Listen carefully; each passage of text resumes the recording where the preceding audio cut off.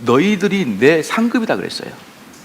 그래서 우리는 면류관을 탁 쓰고 주님이 그 말씀하신 그것을 대언을 쫙 합니다. 대언을 쫙 하면 어떻게 되냐, 3절에 저 수정 같은 길에서 나중에 어떻게 되냐면 이 면류관을 여러분 예수 그리스도의 발 앞에 탁 드리는 거예요. 예수님, 나 이 면류관에 부끄럽지 않도록 말씀 전하고 왔습니다. 탁 드리면 주 예수 앞에 바치면 3절에 늘 찬송이 나겠네. 무천사, 그때 천사들이 노래를 부르는 거예요. 한 명의 사역자가 천국에 왔도다. 저가 십자가의 길을 전파하는 아름다운 목회자가 왔도다. 탁 전파하는 거죠. 그러면 늘 찬송하면서 그 좋은 노래 곡조가 참 아름답게 울려 퍼지는 거예요. 그런 다음에 그 면류관도 귀하고 부활도 귀하고, 그러니까 이 여러분의 사역이 엄청나게 귀한 거예요. 이것은 목회를 크게 안 하고 안 하고 아니라 그 메시지를 전달했냐냐, 그 십자가의 도를 전달했느냐예요. 그것은 숫자와는 아무 상관이 없어요. 대형교회, 소형교회 그런 거 상관없어요. 내가 바른 것을 전했느냐, 그러면 여러분은 면류관은 해같이 빛나요. 그리고 그것을 주님 앞에 발에 던질 때, 주님 앞에 발에 내려놓을 때 그 영광은 천사들이 우리를 찬양해 준단 말이에요. 그게 여러분 목사입니다. 그게 목사예요. 3절, 4절, 5절 부르고 강의 시작하겠습니다.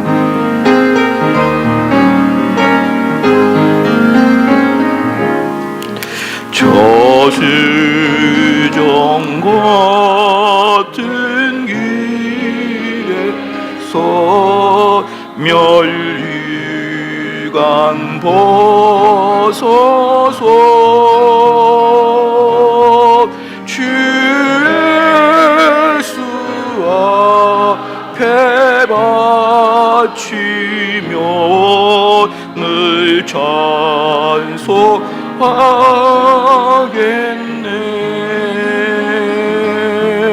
무천사 소리 높여서 늘 찬송할 때에 그 좋은 노래 곡조가 참 아름답도다.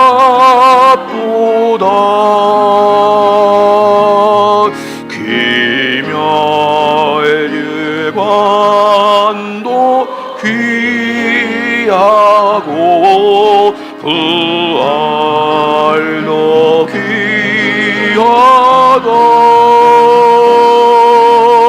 저 천사 내려보내사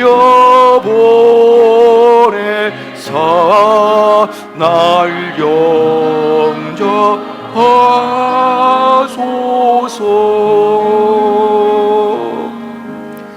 여러분 사역하다 힘 빠지면 이게 사역자의 찬양입니다. 사역자를 위로하시는 찬양이에요. 이걸 부르시면서 여러분들이 사역에 힘내시기를 바랍니다. 그 다음에 이제 계속 보면은요, 여러분 지금 저한테 배운 게 참 신선하죠, 그죠? 참 신선하고 많이 들어보지 못한 내용이죠. 근데 이게 400년 전 내용이에요. 네. 그래서 무슨 말을 제가 하고 싶냐 그러면요, 여러분 현대신학 좋아하지 마십시오. 그냥 곧바로 타임머신 타고 400년 전 가버려요. 그러면 듣도 보도 못한 내용들이 나와요. 그게 바로 생수예요. 그거 쭉쭉 빨아다가 그냥 현장에 있는 사람들한테 던져줘요. 물론 이제 캄보디아 말이 좀 안 될 수는 있겠지만 쭉 해가지고 던져주는, 그게 이제 여러분들이 면류관이에요. 면류관. 그게 현대신학, 아니 현대 제대로 된 교회가 이 나라에 어디 있습니까? 전 세계 정말 저 나라 교회는 본받을 만한 교회다 어디 있습니까? 한국 교회, 미국 교회, 영국 교회, 본받을 만한 캄보디아 교회.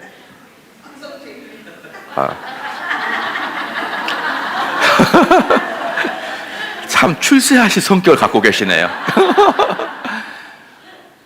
본받을 만한 기독교의 나라가 없잖아요. 기독교 하면 미국, 한국이 두 개.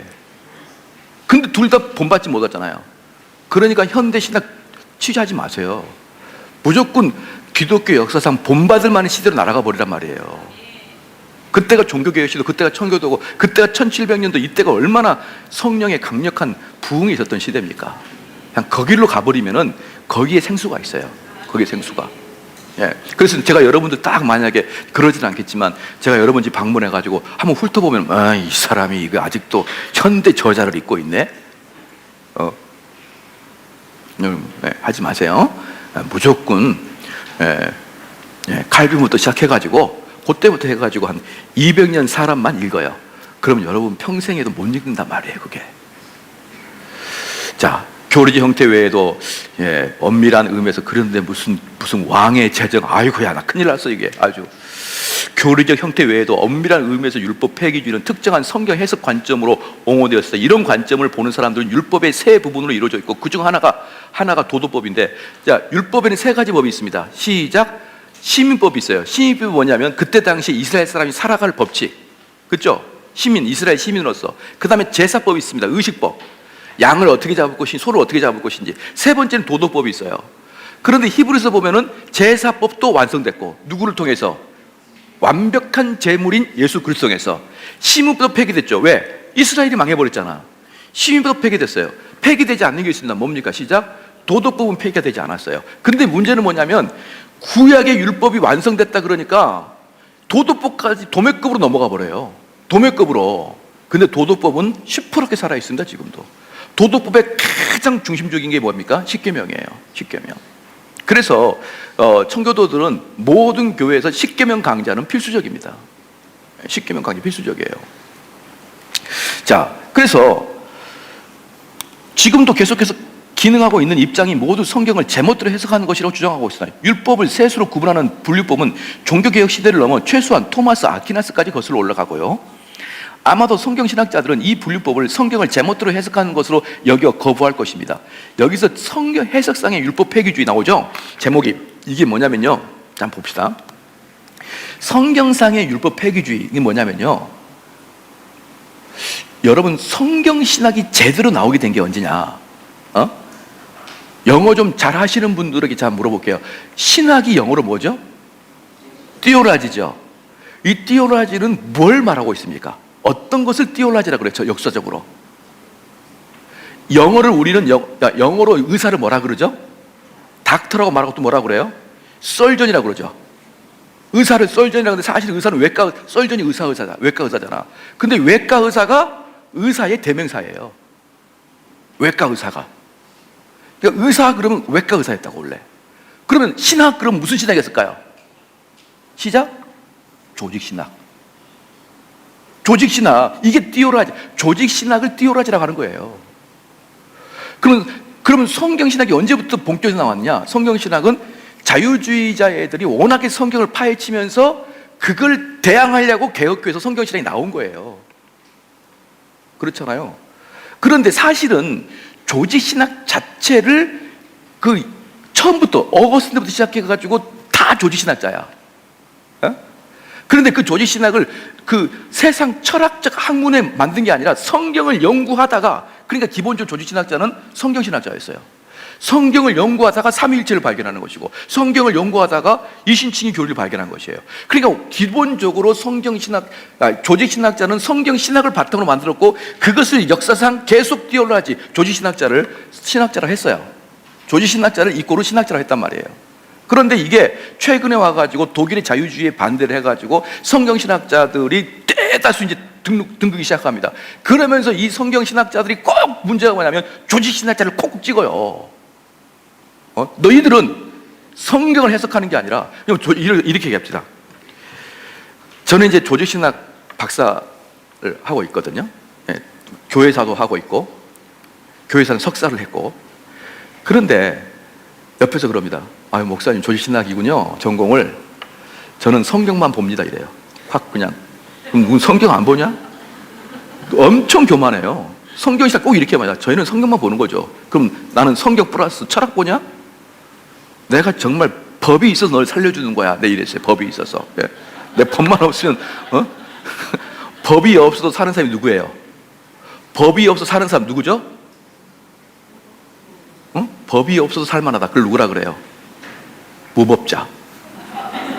내가 법이 있어서 나 살려준다마는 내가 정말 성경신학자 사람 열받게 해요. 누구는 여러분들이 우리 교회 설교 들어봐요. 전부 다 성경 강해죠. 성경 하나하나 강의합니다. 근데 그들이 나한테 하는 말이 뭐냐면 우리는 성경만 봅니다 그래요. 그렇게 성경을 건든 이유가 뭐냐면 꼭 성경신학자들이 조지신학자를 살짝 긁습니다. 그게 뭐냐면 야, 율법의 사명도가 어디 성경에 나와 있어? 율법의 사명도가 어디 성경에 나와 있어? 이렇게 얘기합니다. 그리고 성경신학자는 최근에 만들어졌기 때문에요, 그리고 그들이 만들어내는 이 성경신학자들의 놀라운 것이 많이 있어요. 깨우치지 못한 것. 그럼 보십시오. 또 이제 뭐 세관점 이런 거 있잖아요. 이제 우리 교회에서 세자나 뭐 신칼빈주의 뭐 이런 게 있거든요. 신자가 붙거나 세자가 붙었을 때, 신자가 붙거나 세자가 붙었을 때 신라면을 빼고 다 싫어하면 돼요. 신라면을 뺀 모든 신자는 일단 경계부터 해야 됩니다. 제가 왜 증거를 제가 왜 그걸 말씀드리냐면요, 여러분 아시겠죠? 일단 신자가 붙으면 뭐하라? 신라면 아니면은 나는 일단 색안경을 끼고 볼 거야, 이렇게 말하면 되는 거예요. 왜 그러냐면요, 첫 번째, 신학은 교회를 섬기기 위해서 신학이 있는 거예요. 신학에 어떤 사변적 논리를 위해서 신학은 절대로 존재하면 안 됩니다. 교회를 섬기기 위해서 신학이 있어야 돼요. 맞죠? 그럼 교회를 섬긴다는 것은 무슨 말이냐면 교회에 구원의 역사가 일어나게 하는 게 신학이에요. 이 일을 위해서 신학이 섬겨줘야 돼. 그럼 만약에 21세기에 신학문이 나왔다. 신학에서 새로운 이론이 나왔어요. 그래서 무슨 뭐 베드로의 사관점이라고 합시다. 그동안에 쭉 안 나왔는데 나왔어. 그러면은 이게 언제 나왔냐? 그럼 예를 들어서 20세기 후반부에 나왔다고 칩시다. 이게 만약에 구원과 연관되지 않는 학문이면 할 필요 없고요. 그죠? 여러분, 세상 사람도 바쁘고 구원론도 바쁜데 구원과 연관된 것도 아닌데 왜 우리가 공부합니까? 두 번째, 이 새로운 학문이 구원과 연관됐다 그러면, 이 새로운 학문이 구원과 연관됐다면 2000년 동안의 사람들 다 구원 못 받은 거예요. 2000년 동안 사람들이 구원을 못 받았어요. 이게 새로운 구원론이면. 그래서 신자나 세자가 들어가게 되면 어때요? 신라면을 생각하란 말이에요. 신라면. 그러니까 우리는요, 이건 좀 죄송한 말입니다만은요, 신학은요, 뭔가 새로운 것을 발견하면 안 됩니다, 여러분. 근데 문제는 뭐냐면 박사 논문은요, 새로운 거 아니면 박사 논문 안 줘요. 학위를 안 줘요. 새로운 게 아니면 박사 논문을 안 줘요. 뭐라고 그러냐면, 야, 정 박사, 에드워드가 이야기한 거 말고 네 이야기를 써. 이게 논문이에요. 그러니까 기본적으로 신학 박사는 내 이야기, 내가 새로 발견한 걸 써야 되는 거고. 그렇죠? 동의하시죠? 새로 발견한 것은 구원과 상관없는 거야. 왜? 구원과 상관있다면 내 이전의 사람은 전부 다 구원 못 받아버리니까. 이게 신학자들의 딜레마입니다. 이게 딜레마예요. 그래서 새로운 거 보지 말고 항상 옛날 걸 보라. 그래서 옛길이 선한 길이다. 그렇죠? 옛길이 선한 길이에요. 옛날 거 보시고 되고. 응? 그래서 그 새로운 걸 저도 신학을 하는 사람으로서 이렇게 말을 하는 거예요. 그런데 그분들이 계속 하는 말이 뭐냐면은 새롭게 보니까 옛날 너희들이 틀렸다, 이렇게 자꾸 나오는 거예요. 그래서 성경신학자 조지신학 사이가 안 좋아요. 사이가 안 좋아요. 근데 여러분, 이제 성경신학자가 뭐냐면, 야, 율법 폐기주의가 어디 있으며, 율법의 사명도가 어디 있으며, 이렇게 이제 따지는 거예요. 정말 정직하게 성경 봐봐, 이렇게 얘기해요. 그럼 우리는 부정직하게 성경 보냐? 정말 빈정상할 때가 많습니다. 그리고 누가 성경을 가벼이 여깁니까? 성경을 자근자근 씹어가지고 저는 설교를 해요. 자근자근 씹어가지고. 어떻게 그렇게 말을 함부로 하시는지 모르겠어요. 그래서 이 성경 해석상의 율법 폐기주의, 그 말이에요. 지금 그 말이 성경 해석자들은 됐다 보면 좀 전에 정통신학은 이렇게 하고 있죠. 정통신학은 말합니다. 성경에 따라 율법과 은혜가 절대적인 의미에서 서로 상충치 않는다. 정통신학은 그래요. 율법과 은혜가 절대적인 의미에서 서로 상충하지 않는데. 한번 볼게요. 여러분 혹시 이제 성경신학을 하신 분들에게 제가 좀 해볼게요. 여러분, 그 요즘의 구약의 트렌드는 뭐냐면요. 구약의 트렌드는 뭐냐면 모든 구약의 이론을, 구약의 이야기를 신약의 예표로 보지 말라는 거예요. 여러분, 이런 이야기 들어봤나요? 구약은 1차적으로 구약의 저자가 구약 백성에게 쓴 내용이 있을 거 아니에요. 이걸 1차적으로 연구하고 1차적으로 이해한 거고. 그러니까 첫 번째는 뭐냐면 텍스트의 저자가 텍스트의 독자들에게 하고 있는 얘기가 있을 거 아니에요. 그 다음에 두 번째 단계가 뭐냐 그러면 그리고 예수 그리스도의 예표를 발견하라, 이렇게 얘기해요. 이게 요즘 트렌드예요. 옛날에는 어땠냐면 그냥 구약은 신약의 그림자였어. 그리고 신약의 모형이었단 말이에요, 구약은. 근데 지금 뭐냐 그러면 구약을 신약의 그림자나 모형으로 보지 말고 첫 번째 단계가 뭐냐 그러면 구약 저자가 구약 독자에게 지금부터 4,000년 전의 독자에게 하고자 했던 내용이 있을 거 아니에요, 그죠? 그거부터 연구하자는 거예요. 여러분, 이게 동의가 됩니까, 안 됩니까? 되죠? 그래서 지금 현대 성경 신학의 트렌드, 구약의 트렌드 그거예요. 그래서 제가 성경 시작 때 말했지, 그게 바리새인이야. 구약의 저자가 구약의 독자한테 이야기하면 그게 구약이고 구약 유대교잖아요. 그게 맞습니까, 안 맞습니까? 왜 대답을 안 하세요? 구약의 저자가 구약의 성도에게 이야기하잖아요. 그게 유대교라고. 그러니까 지금 구약학의 트렌드는 유대교부터 배우자는 거예요. 우리 정통 개혁교는 뭐냐? 구약은 신약의 그림자고 구약을 보면서 그리스도를 찾아내만 되래. 지금은 1단계가 그게 아니에요. 2단계로 물려놨어요, 그게. 여러분, 착각하지 마십시오. 그랬던 애들이 예수를 죽였어요. 그러니까 제가 구약학자한테 그렇게 얘기하니까 그분이 그러더라고요. 허허허허 웃더라고. 웃지 마 그랬죠. 웃지 마라. 이런 식으로 아주 말이 텍스트가 저자가 하고자 하는, 저자가 지금 독자에게 하고자 하는 얘기를 먼저 밝힌 다음에 예수님 찾자. 이게 아무것도 아닌 것 같은데 나중에 여러분 설교할 때 봐봐요. 구약만 얘기해버려요. 구약만 얘기해버린다. 그리스도가 안 나와요, 잘. 그리고 저번에 가니까 그 교수님이 그렇게 얘기하면서 여기에 반대되는 사람 손 들어봐라. 손 들었죠, 내가. 난 동의가 안 된다고, 당신에게. 그리고 당신이 아무리 구약을 열심히 공부해봐라고, 랍비보다 잘하겠냐? 난 당신보다 랍비 데리고 와서 강의 듣겠다. 랍비 데리고 와서. 그렇죠?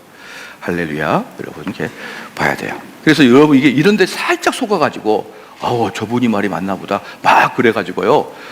그렇게 하면, 큰일 납니다. 성경에 따라 율법과 은혜가 절대적인 의미에서 서로 상충하지 않습니다. 율법은 모세로 말미암아 주어진 것이고, 은혜와 진리는 예수 그리스도 말미암아 온 것이라고 말할 때, 요한이 본 은혜와 율법 사이의 관계는 상반되는 관계가 아니라 상호적인 관계입니다. 자, 어떤 게 관계입니까? 그리스도의 사역, 은혜와 진리의 현실은 모세 사역, 율법, 그림자, 유형을 이룹니다. 여기서 뭐라고 합니까?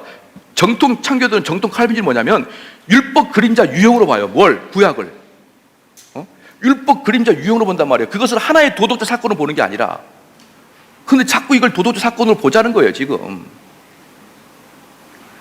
요한이 사용한 동사가 이 점을 더욱 확인해 주고 있고, 즉 요한은 율법이 주어진 것이고 그리스도는 온 것이라고 말하고 있는 것입니다.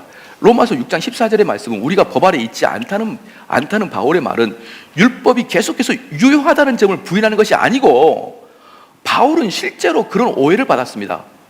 하지만 로마서 3장 31절에서 이미 그는 복음이 율법을 파기하는 것이 아니라 국제 세운다고 했잖아요.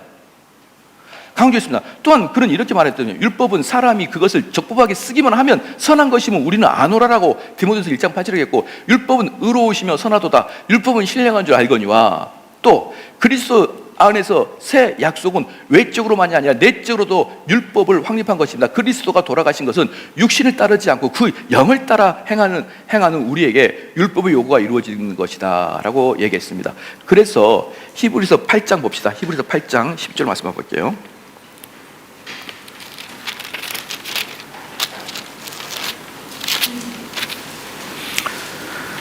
히브리서 8장 10절 말씀입니다.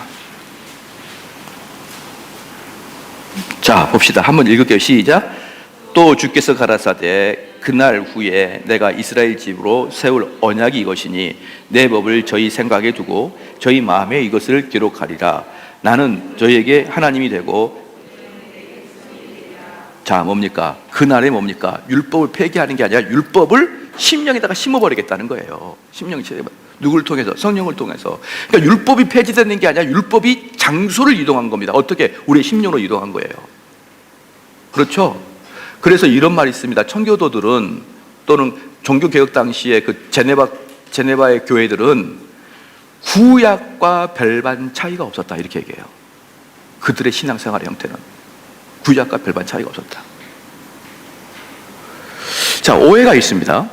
오해가 있는 것인데 뭐냐면, 십계명의 구속력이 여전하다고 주장하는 17세기 개혁주의자의 저자들은 사고가 유연하지 못하다고 오해를 받고 있어요. 그러니까 뭐라고 하냐면, 쉽게 말하면 개혁교회의 시작이 존 칼빈과 청교도가 이제 100년 만에 나타난 거잖아요. 그 종교개혁 이후에 100년 만에 청교도 나타난 거거든요. 근데 그때 그 사람들을 뭐라고 사람들이 평가하냐면, 유연하지 못한 사고를 갖고 있는 꽉 막힌 사람이라고 그냥 주홍글씨 써놔버려요. 주홍글씨를. 그래서 청교도? 그러면 우리 교인들이 그래요. 우리 교회는 청교도 가리킵니다. 그럼 또 찾아봐요. 청교도 딱 치면 제일 먼저 정광훈 목사가 나타나. 어우, 너 이거 아니야. 우리는 그런 게, 정광훈 목사는 청교도의 치읓자도 몰라요. 근데 언제 그렇게 좋은 단어를 써갔는지 모르겠어요. 그리고 이 정광훈 목사 아니라 그러면, 아, 정광훈 목사 아니야? 그럼 또 보면 청교도의 주홍글씨, 청교도들의 이중성, 청교도들의 학살, 도대체 좋은 내용이 하나도 없네. 이게 청교도들에게 붙여놓은 여러분 주홍글씨입니다. 그래서 청교도에 들어오지 못하게 해버려요. 그래서 목사님도 청교도 고리타분해, 청교도 꽉 막혔어, 청교도 지만 옳다 그래, 이렇게 말하고 실질적으로 청교도를 못 들어와요. 근데 한번 여러분 들어가 보시라고, 거기에 뭐가 있는지. 그렇죠? 그래서 하지만 그리스도인이 십계명을 모세와 그리스도 중에서 누구에게 받는지에 관한 그들의 논의를 보면 그들이 유연하게 사고한다는 사실을 확인할 수 있습니다. 바울에 따르면 그리스도인은 하나님의 법 밖에 있는 것이 아니라 그리스도의 법 아래에 있다 했어요. 그리스도의 법이 뭡니까? 그게 율법이에요. 도덕법. 우리가 받은 신학교육의 전통에 따라 대개 우리는 여러 통로를 통해 성경신학을 접합니다. 그래서 이 용어는 사람마다 다른 의미로 다가오는데, 대다수의 교수와 학생은 어머니의 적과 함께 성경신학을 빨아들이지 않고 상대적으로 최근의 저작들을 통해 성경신학을 배웠습니다. 이게 뭐냐면, 어머니의 젖이 뭡니까? 시작, 종교개혁자들이 만들어놓은 그 책들, 웨스민 신앙고백서가 만들어놓은 그 책들, 그런 것들은 보지 않아요. 그리고 뭘 보냐? 현대신학 책을 보면서 공부합니다. 그래서 다시 말해볼게요. 현대 교회 배울 만한 교회가 어디 있습니까? 어디 있어요? 전부 다 문제죠. 그렇기 때문에 현대 교회를 이렇게 망쳐놓은 현대 신학을 뭐하러 공부를 해요? 근데 학자들은 뭡니까? 현대 신학을 공부할 수밖에 없는 거예요. 그래야 논문이 나오니까, 그래야 박사가 되고, 그래야 교수가 되는 거예요. 그래서 대다수의 교수와 학생은 어머니의 젖과 함께 성경신학을 빨아들이지 않고 상대적으로 최근의 저자를 통해 성경신학을 배웠고, 게다가 대개 그들은 16세기 17 신학의 저자들에 관해 별로 정통하지 못합니다. 여러분 봐봅시다. 아까도 제가 말씀드렸어요. 여기 한번 봐볼까요? 제가 가르치는 게 되게 신선하게 느껴지잖아요. 못 들어보기 많잖아요. 왜? 안 가르치니까 그래. 안 가르치니까. 왜 안 가르칩니까? 그들이 16, 17세기 저자에게 정통하지 못하니까 못 가르치는 거예요. 그래서 제가 가르치는 게 여러분이 새롭게 들려지는 겁니다. 제가 말씀드리고 싶은 것은 전부 다 전폐하고 16세로 날아가십시오. 제가 만약에 우리 아들이 목회를 한다, 우리 아들이 목사를 하겠다, 그러면 저는 우리 아들에게 칼빈부터 시작해가지고 청교도 저작들 한 1000권 정도를, 1000권까지는 안 되겠는데 한 500권 정도를 절에 가서 공부하고 와라, 이렇게 얘기했죠. 고시 공부하듯이, 부처님 믿는 것처럼 위장을 해가지고 가가지고 거기서 머리 깎고 입산수도 한 3년 동안 해서 머리에 다 끼고 들어와라. 그러면요, 입만 열면 불 나와요. 여러분, 입만 열면. 착각하, 공부하지 마요. 요것만 해요. 요것만.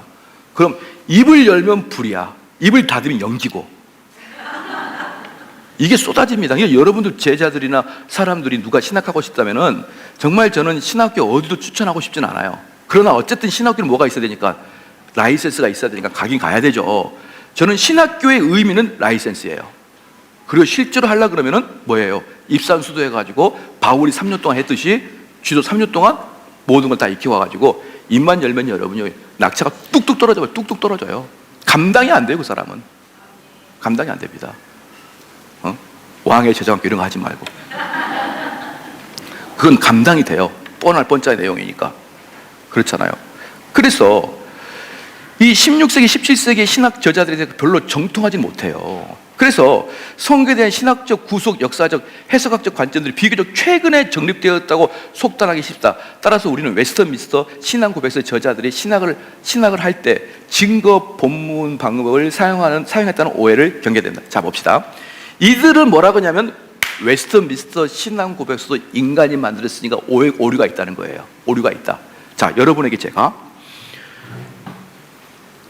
돈이 많으니까 여러분에게 돈을 좀 주려고 하는데 그냥 주면 안 돼. 그냥 주면 여러분들이 자존심이 상하니까 안 돼요. 돈을 주고 싶어요. 돈을. 내년에 제가 만약에 오면 그때까지 발견하시면 돈을 줄게요. 웨스터민스터 신앙 고백서를 연구해서 그것에 성경과 오류가 있는 거 발견해 보십시오. 1년 동안 돈을 준다니까요. 왜 감동이 없을까? 거기에서 성경과 왜곡이 있거나 오류가 있거나 잘못 인용한 것이 있으면은 한번 찾아내시면 1년 동안 제가 시간을 드릴게요. 내가 왜 이렇게 얘기하냐면 저는 손해본 장사를 안 하거든요. 여러분이 못 발견할 겁니다. 10,000원. 그렇게 물어보면 갑자기 제가 부담스러워요. 그런 거 안 물어보면 10만 원 하려고 그랬더니 갑자기 저렇게 물으니까 좋아요. 5만 원으로 올라갈게요. 5만 원 올라가니까 한번 여러분이 신앙 고백에서 처음부터 끝까지 해서 오류를 발견해 보십시오. 그럼 제가 5만 원을 드릴게요. 너무 적게 썼나? 한 10만 원 드려야 되나? 그래야 어떤 발동이 되실래나? 좋아, 10만 원. $100 드릴게요. $100 드릴 테니까 내년에 올 때까지 발견해 보십시오. 신앙 고백서 해서 오류를 발견해 보십시오. 오류를. 네. 그만 이제 하시고 그만 안 올라갈 거야. 그만 안 할 거니까. 왜냐하면은 절대 못 발견할 거예요. 왜? 수없이 점검하고 또 확인하고 만든 게 신앙 고백서거든요. 그런데 그런 것을 정통적으로 공부하지 않고 신앙 고백서에도 왜곡이 있을 수 있어 이렇게 해버리는 거야. 그래서 한 교단의 정통 신앙 고백서를 함부로 여러분 평가하면 안 됩니다. 함부로 평가하는 게 아니에요. 그것이 나오기 위해서 어떤 과정을 거쳤는지. 웨스터민스터가 뭡니까? 시작. 웨스터민스터는 영국의 의회입니다. 의회. 맞죠? 웨스터민스터는 의회란 말이에요. 이게 뭐냐? 16세기, 17세기 국책 사업으로 했다는 뜻이에요. 국책 사업. 우리 이 선교사님들 몇 분이 모이서 하는 게 아니라 캄보디아 전체의 국왕에 의해서 수년 동안 만들어진 게 국책 사업이었어요. 그래서 다시는 이러한 신앙 고백서가 못 나와요. 왜? 어느 나라에서 국책 사업으로 일을 합니까 이제?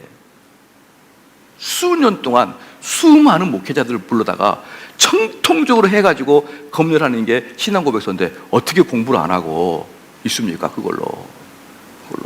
여러분 오류를 못 발견할 겁니다. 저도 제가 눈을 부릅뜨고 찾아봤는데 오류가 없어요. 오류가 있는 게 아니라 무릎이 꿇어져. 아이고 죄송합니다. 선배님 죄송합니다. 제 길이나 한국교회 철폐하겠습니다. 내가 괜히 썼다가 부끄러워 죽겠네요. 이분들의 책은 비교가 안 됩니다. 여러분 비교가. 루이스 벌커프, A.A. 하치, 여기 신학자들은 일개 신학자, 한 명의 신학자. 칼빈 한 명의 신학자예요. 신앙 고백서는 교회의 회의입니다. 신앙 고백서 훨씬 위에요. 그들보다. 물론 저도 칼빈 좋아하고, 물론 저도 오웬 좋아하고, 물론 저도 에드워드 좋아하죠. 그러나 그것은 신앙 고백서 밑이에요. 다. 신앙 고백서가 아니다 그러면 얘는 틀린 거예요. 자, 그래서 웨스트민스터 신앙고백서는 정교한 성경 해석과 구속 역사적인 산물이고, 그러나 현대인들이 이런 것을 무시하고 있다는 것이죠.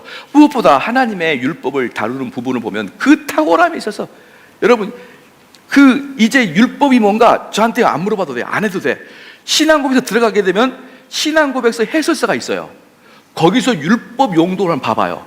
완벽하게 탁월합니다. 이거 완전히 환상적이에요, 완전히.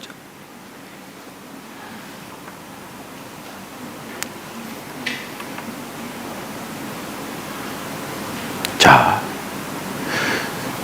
쭉 가다가 창조입니다. 창조 쭉쭉 빨리 넘어가겠습니다. 여기부터는 하나님의 형상대로 창조되는 남자와 여자는 그분의 성품을 담았다. 그래서 거룩한 삶으로 하나님께 순종하는 것은 직관적이고 자연스러웠다. 남자와 여자는 대우주의 주님이신 하나님의 형상을 따라 창조되었다. 그래서 소우주의 주인으로서 그분을 따라하도록 부름받았다.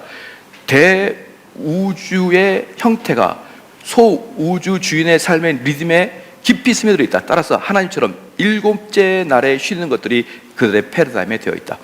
여러분, 이게 뭐냐면 그 성경에 보면은 안식일 날 그날을 축복했죠. 그렇죠? 안식일 날 그날을 축복했어요. 그런데 이것이 어떻게 바뀌었습니까? 주일로 바뀌었죠. 그죠? 주일로 바뀌었어요. 그 주일로 바뀐 것을, 안식일 주일로 바뀐 것도 보면은 다 나와요. 신앙고백서에서 왜 주일로 바뀌었는지. 주일로 바뀐 이유가 뭡니까? 예수님 부활을 기념하기 위해서죠.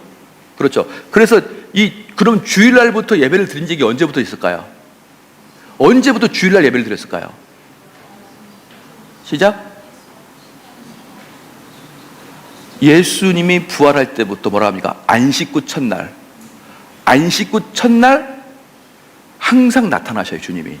즉 우리로 말하면 주일날 이미 제자들이 그때부터 예배를 드렸어요. 어떤 사람들 그럽니다.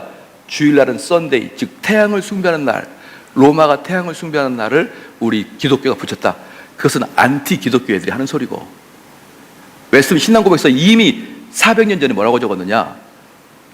주님의 제자들이 이미 예수님 돌아가셨다, 부활하실 때부터 안식구 첫날에 따로 모였다 그랬어요. 그때부터. 그래서 십계명 당시에 안식일 날을 창조 당시에 안식일 날에 복을 줬듯이 주일날에 복이 있는 거예요. 알겠죠? 주일날. 그래서 예배를 드릴 때는 항상 주일날 봐야 돼요. 편의상 보면 안 됩니다. 편의상 토요일날 보면 안 되는 거예요. 근데 이슬람은 토요일날 보더라고. 그럼 어쩔 수 없는 것 같아요. 저기 이스라엘 여행 가니까 주일날은 다 출근해버려요. 이제 금, 토일이 쉬어요. 걔네들은 금, 토. 그러니까 토요일날 예배를 드리는데 거기는 어쩔 수 없다고 봅시다. 그게 아니면은 무조건 예배는 주일이어야 돼요. 주일. 여러분 동의하시죠? 그럼 주일은 누구의 날입니까? 주님의 날이죠. 그럼 주님의 날은 주님이 즐겨 하시는 일만 해야 되죠. 그죠? 그럼 주일날 끝나고 족구를 하면 됩니까? 안 됩니까? 크게 시작? 됩니다. 그러면 안 돼요. 그건 주님을 위한 날이 아니라 네 날이지, 네 날.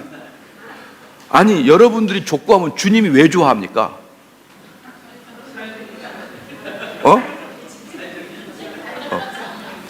주일날은 축구하면 안 되고 족구하면 안 되고 주일날은 오직 주님만을 생각하고 살아야 돼요. 이제 우리 교인들이 그랬어요.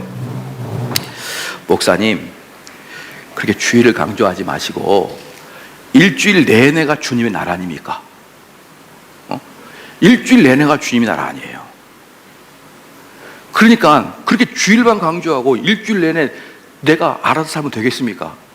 그렇게 주일을 강조하지 말고 일주일 내내 강조해달라고 그러더라고요. 그래서 제가 그랬죠. 일주일 내내 네 마음대로 살고 주일만 딱 지켜. 아침부터 저녁까지 온전히 성수해. 그건 좀 어려운데요.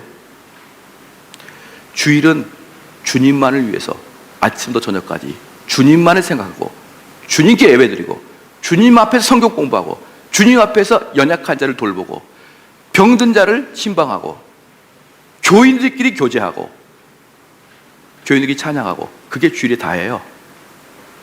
빨리 끝내고 나서 축구하지 마시고, 축구하다가 발목 가지고 부러집니다. 주님이 나에게 벌을 주셨나? 이러면서. 이게 여러분들 웨스턴 신앙고에서 분명히 나와요. 주일에 해야 될 거, 하지 말아야 될 거.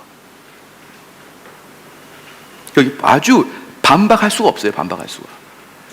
주일날은 너희들 나라 아니다. 그럼 주일날 아침부터 저녁까지 계속 하나님 말씀, 성경 공부, 교제한 사람이 월요일날 죄를 질 것 같아요? 못 지죠?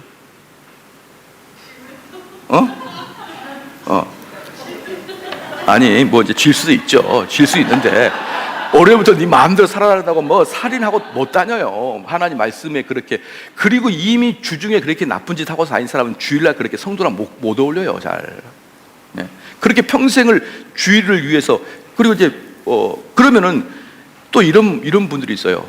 목사님, 교회가 건물이 아니고 성도가 모이는 곳이 건물 아닙니까?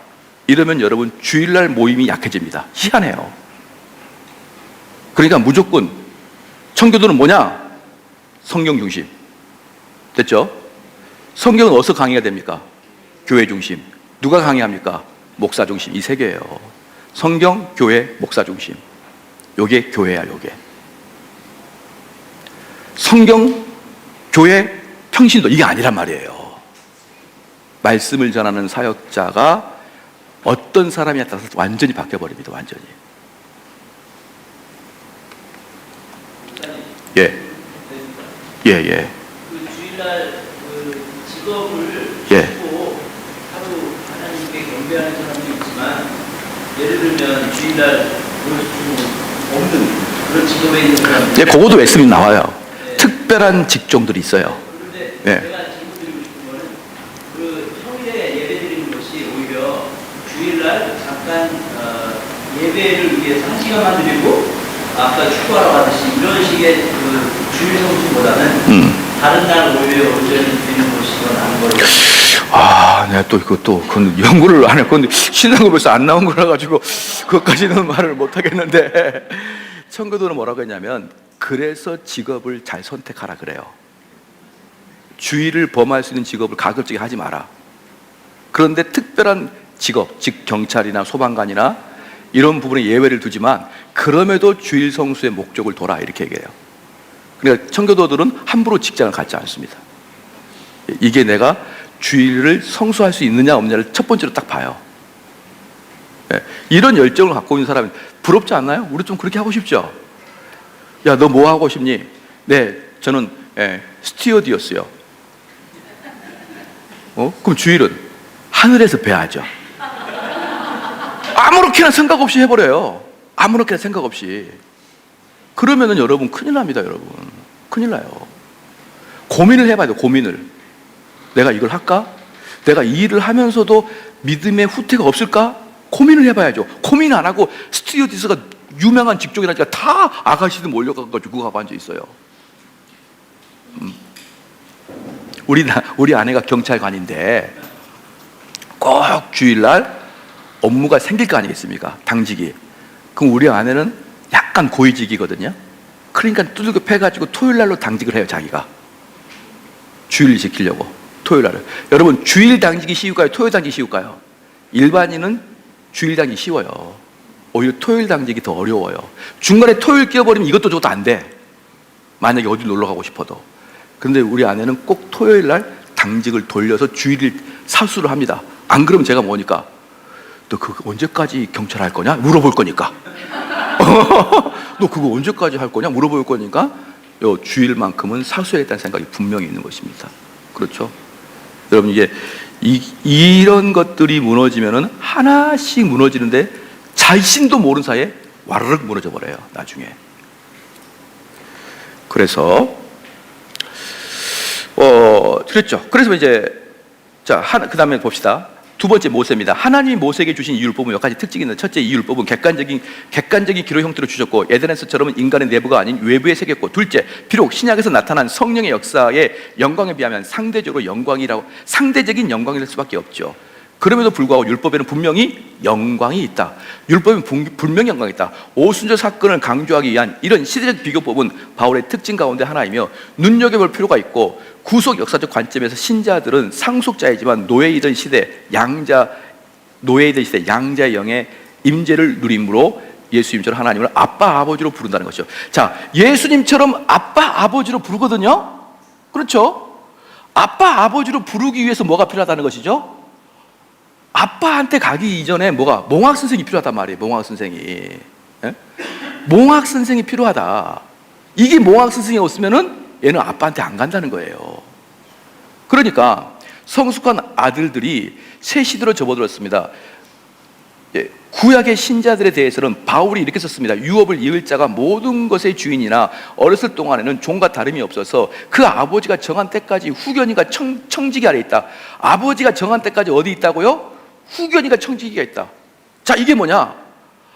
만약에 여러분들에게 제가 이제 이야기를 해볼게요. 여러분들에게 만약에 하나님이 성령님이 오셔요. 성령님이 오셔가지고 여러분들을 갖다가 거듭난 역사를 해줄 거란 말이에요. 그죠? 왜? 아멘이죠? 부담 갖지 말고 이제 마지막이라니까 나 여러분 안 속일 거예요. 그냥 아멘을 쏟아 부어도 돼요.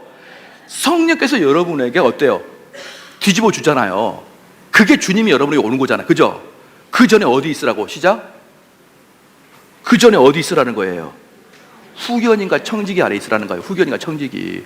후견인이 누굽니까? 시작? 율법이잖아요. 율법이잖아요. 율법. 그래서 이제 저는 여기서 대충 끝날 거예요.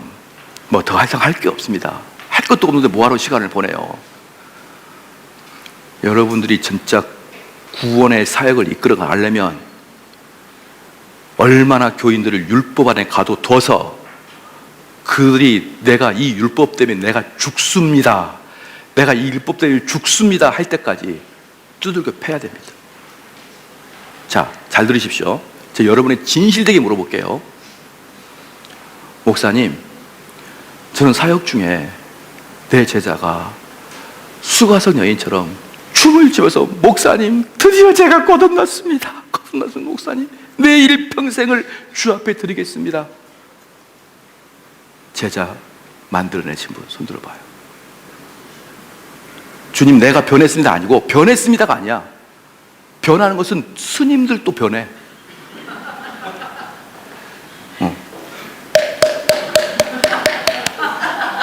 내가 속세에 있을 때는 숨기를 많이 냈지만 내가 머리 깎고부터는 숨길 낸 적이 없습니다. 스님도 변해.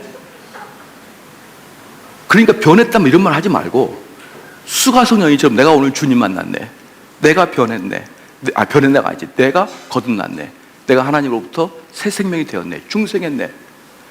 제자 만들어내신 분. 예. 자, 손 내리십시오. 이게 없는 이유는 여러분이 그들을 율법에 가둬놓지 않았기 때문에 그래요. 만약에 율법에 가둬놓지 않았는데 그런 사람이 나타나면 그건 착각한 거야. 내가 당신 사역을 어떻게 했습니까? 여러분, 그 제자들이 어디에서 뭡니까? 빌립이 전도해가지고 거듭났다고 하니까 가보니까 우리는 성령도 몰라 아무것도 몰라요. 그들은 환상 속에서 우린 변했네, 환상 속에 나는 거듭났네. 그래가지고 딱 사도들이 가가지고 하나하나 점검하니까 아무것도 몰라요. 근데 우리가 구원의 사역이 없는 이유가 바로 우리의 사역 현장에 율법이 없어서 그래요. 왜? 하나님이 그 과정을 거쳐서 우리를 구원해 주기로 이미 계획을 잡고 작정하셨거든요. 하나님은 전지전능하십니다. 그래서 어떤 일도 하실 수 있어요. 그런데 우리 앞에 있는 권사님, 아니 선교사님, 선교사님이 하나님보다 잘하는 게 몇 가지가 있어요. 뭘까요? 선교사님이 하나님보다 잘하는 게 몇 가지가 있어. 뭘까요? 화내는 거. 선교사님이 하나님보다 잘하는 게 몇 가지가 있는데 거짓말하는 거. 거짓말. 시간 약속 어기는 거, 사기치는 거, 변명하는 거. 프로야, 프로.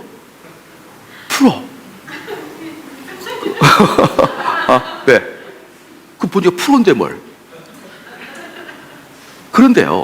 그런데 우리 하나님은 신실하시기 때문에요, 말씀을 하시면은 범하지 않습니다. 신실하신 말씀하신 거야. 그래서 우리 주님은, 하나님은 그냥 너한테 너 구원이라고 할 수 있어요. 근데 신실하신 하나님은 내가 정해놓은 방식에서 하기로 자기 스스로 얽매인 것입니다. 내가 이 과정을 거치는 사람들에게만 구원을 주겠다는 거예요. 그냥 하나님이 너 구원, 나 구원 받았네, 너 구원 받았네, 우리 구원 받, 그게 아니야. 주 말씀하시기를, 이게 온통 무슨 바겐세일이야. 바겐세일 구원. 오늘 70% DC 막 해가지고 다 와서 다 구원이야. 다 구원. 그게 아니라 나 구원 받았네, 너 구원 받았네, 우리 구원 받았네. 다 그게 아니라 한 명이 율법으로 깨졌을 때 내가 그 사람을 구원하겠다는 거예요. 근데 여러분 사역에서 그들을 율법으로 몰아넣냐고요? 예? 그게 없는 게 율법 폐기주의야. 그게 없는 게. 그럼 물어보겠습니다. 제가 물어볼게요. 우리 주님이 너가 그리스도와 함께 십자가에 못 박히라 그랬죠. 그래야 그런즉 이제는 내가 산 것이 아니라 내가 그리스도와 함께 살아가야 되잖아요. 그죠? 살아난 거잖아. 그리스도와 함께 못 박힌 게 뭡니까? 그리스도와 함께 못 박힌 게 뭐예요? 아니, 그래요. 그리스도와 함께 못 박혀. 아멘. 뭡니까 그러면? 어메? 내가 모르고 있었네? 그럼 그리스도와 못 박힌 걸 모르면은 언제 바뀌었습니까? 분명히 못은 아파요. 아파. 내가 그리스도와 함께 못을 박, 그 못은 누가 박나요? 누가 박은지도 모르고, 뭣도 모르고, 못이 뭔지도 모르고, 박혔다는 사실도 잘 모르고, 근데 아멘은 또 잘해. 아멘은 또 기똥차게 해요. 아무것도 모르잖아. 아무것도 모르면 청교도는 여러분 그 길 안 갔다는 거예요. 이거 어떻게 할까요? 내가 그 길 안 가면 내가 거듭난 게 아니야. 어떻게 하죠? 근데 그러면 제가 가르쳐 드릴게요. 못은 율법이에요. 율법으로 박는 거예요. 박는 거. 퉁퉁퉁. 누가 박습니까? 시작. 누가 박죠? 만약에 내가 박으면 봐봐요. 퉁퉁퉁. 아우 아파. 박았다. 이쪽을 어떻게 박지? 잠깐만 뺐다가 퉁퉁퉁. 이것도 어떻게 박지? 자기가 못 박아요. 못은. 나 자유 얻었네, 너 자유 얻었네. 자기가 못 받아. 그 율법은 누가 박아주는 거예요? 시작. 목사가 박는 거예요. 목사가 박는 거예요. 자, 너 이리 와라. 왜 그러는데 이리 와라. 손 내밀어. 꽝꽝. 으악! 목사님. 그래서 어떤 놈 흉악한 사람 목사님 막 뜯어 말리. 네가 뭔데 나를 박자 이놈의 새끼야. 그러고 목사 딱 잡고 땅땅 따박고 끝. 이렇게 만든 게 목사야. 그럼 얘가 죽어요. 죽어. 그러다 그리스도와 함께 부활하는 거예요. 여러분 이 사역 하십니까? 예?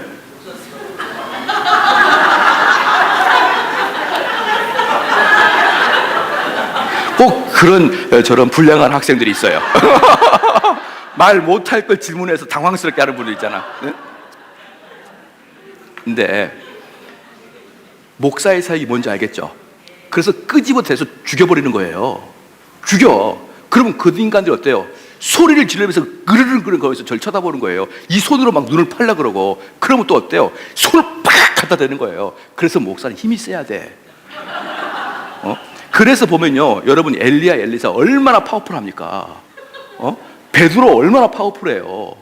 남성다운 남성이 딱 잡아가지고 끄집어 내버려야 됩니다. 그게 영적 강성이에요. 끄떡도 안 해야 돼요. 그들이 소리 질러 그들이 목사를 해야 하려고 돌 덤벼들어도 어디서 이 악기가 와가지고 박물렁하고 해? 네가 안 박히려면. 그런데 걔네들은 뭐냐면 박혀놓고 나서 어떻게 되냐면 막 그래요. 한동안. 그럼 가만 놔둬. 그러다가 내가 힘이 나다가 죽어요. 그게 바로 율법의 사역입니다. 근데 이놈의 율법 폐기주의가 율법이란 단어가 나오면 화들짝 놀래버리는 거예요. 그 율법적인 것을 안 해버려. 그래서 여러분 거듭난 사람이 없는 겁니다. 그게 바로 여러분 십자가의 도예요. 제가 처음에 이야기했던 십자가의 도를 아십니까 물어봤잖아요. 십자가의 도는 율법 사역부터 시작하는 게 십자가의 도입니다. 그들을 여러분에게 맡겨져 있는 그 흉악한 일들 있잖아요. 걔네를 다 박아야 됩니다. 다 박아요. 그래서 목회 현장은요, 정말 이 수술대에 올라가려고 하지 않는 이 더러운 것들을 그냥 끄집어 대다가 팔자해가지고 배를 쭉 째고 고름이 튀어나오는 현장이 목회 현장이에요. 그게 설교고. 그러면 여러분 교회에 목사님 나 거듭났어 이런 사람 나와요. 그리고 소문나잖아요. 세례요한이 숨어있어도 그의 말씀을 들으러 오듯이 여러분의 사역이 소문나면요 곳곳에 있는 귀한 자들이 찾아와요. 우리에게 그 말씀을 전해달라고. 제가 책을 하나 쓰려고 그래요. 어떤 책을? 목회가 제일 쉬웠어요. 얼마나 쉬워요. 맨날 두들겨 패는 건데 얼마나 쉬워요. 망치로 패고 칼로 쫄고 쎄고 째고 그리고 꼬매놓고 하나님 알아서 하십시오. 하나님이 그를 치료해 주신 거예요. 그래서 율법의 칼로는 계속 수술을 하는 거예요. 계속 수술. 그래서 그 교회에서 비명소리도 들리고, 이 비명소리는 막 눈을 흘기고 째려보고 나간다 그런 거, 그게 비명소리예요. 그 비명소리 들어도 끄떡도 하지 말고 여러분이 그 수술 계속하면요 하나 둘씩 목사님 나 거듭났습니다 이런 사람이 나와요. 여러분 나와요 진짜로. 그러니까 여러분이 저를 부른 거예요. 이 말씀을 들으려고. 그렇죠? 동의하시죠? 어영부영 왕의 뭐 재정 이런 거 하지 말고 어바이 수령학교 이런 거 하지 말고 여러분 진짜 그 뭐예요? 율법 사역 그거 하십시오. 그래서 제가 다음번에 여러분 저를 불러주시면 그리스도가 누구신지 가르쳐 드릴게요.